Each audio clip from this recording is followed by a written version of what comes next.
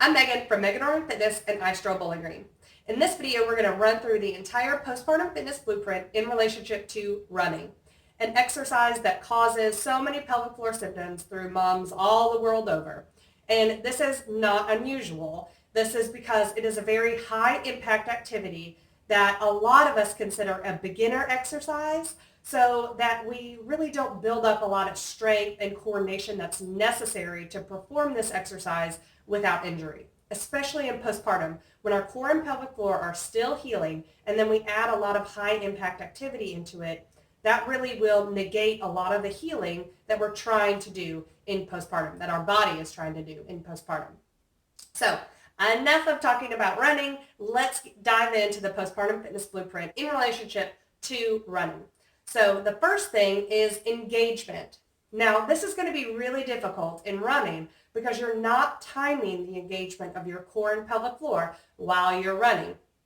So I want you to kind of put aside engagement for the moment when we're talking about running specifically. Second is execute. So go ahead and go out for a jog or a run, very quick one, just to execute the exercise so that we can move on to evaluation. Did you have any core or pelvic floor symptoms? Typically, we're not talking about core symptoms when we're talking about running, although your core is very much used in this exercise, but it's not a lot of pressure and intensity straight onto your core. So most of the time, we're going to be talking about pelvic floor symptoms.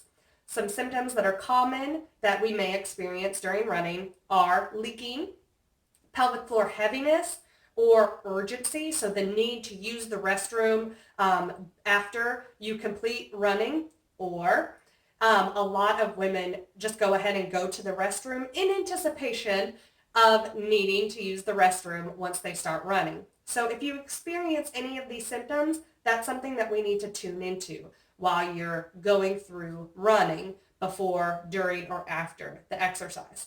So let's go ahead and talk about, say you've experienced some of these pelvic floor symptoms. Now, what can we do from here? If you haven't experienced any of these symptoms before, during, or after you go for a run or a jog, then wonderful. You can continue to improve your running, go faster, go longer distances while keeping an eye out for those symptoms.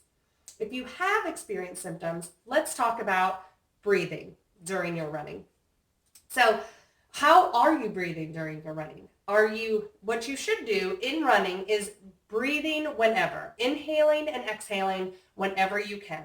There's not going to be a real timed component as you are executing this exercise. So you won't be able to exhale every time you're landing on your feet. That's really not going to get you very far. You might actually pass out if you continue to try to do that. So you should be inhaling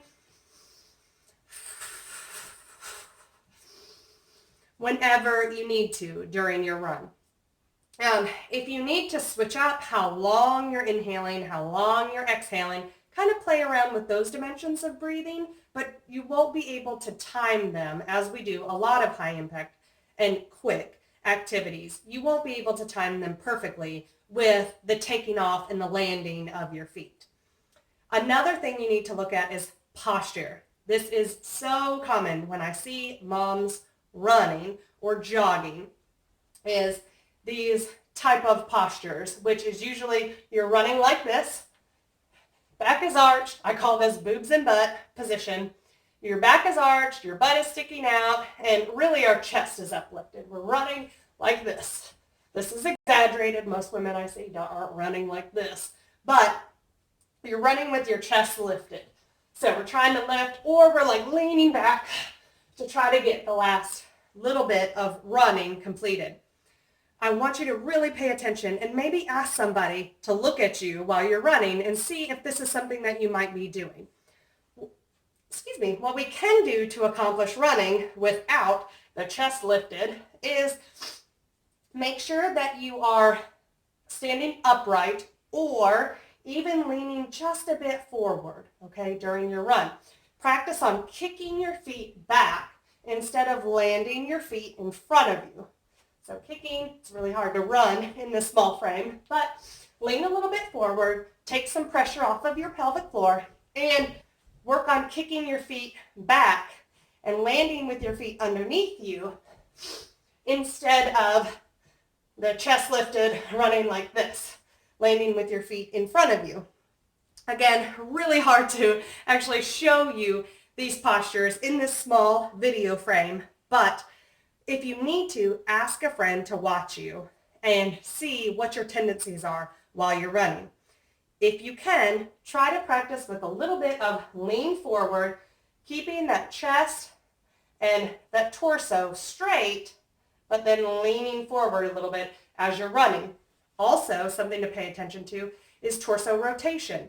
A lot of us keep our torso straight upright as we're running, and we move these arms, but our torso is static. What I want you to do is work on torso rotation as you're running. So this looks funny because most of us aren't performing it running in the same place, but I want you to work on torso rotation. One thing that can help you as you're practicing running without symptoms is moving your hands from pocket to pick nose. Yes, pocket to pick. And using that torso rotation.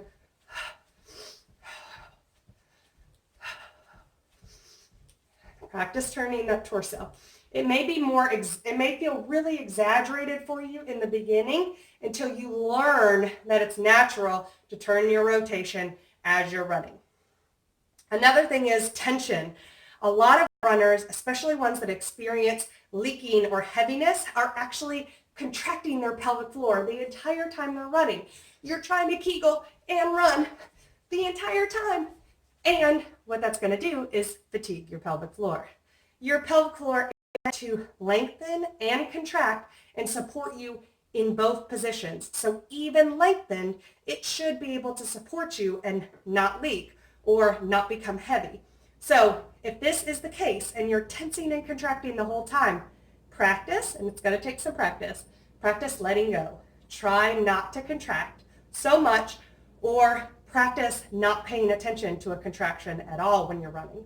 I know that seems a little bit out there for people that have been contracting the whole time, but see if a little bit or a lot less engagement can help you with your pelvic floor symptoms during a run or a jog.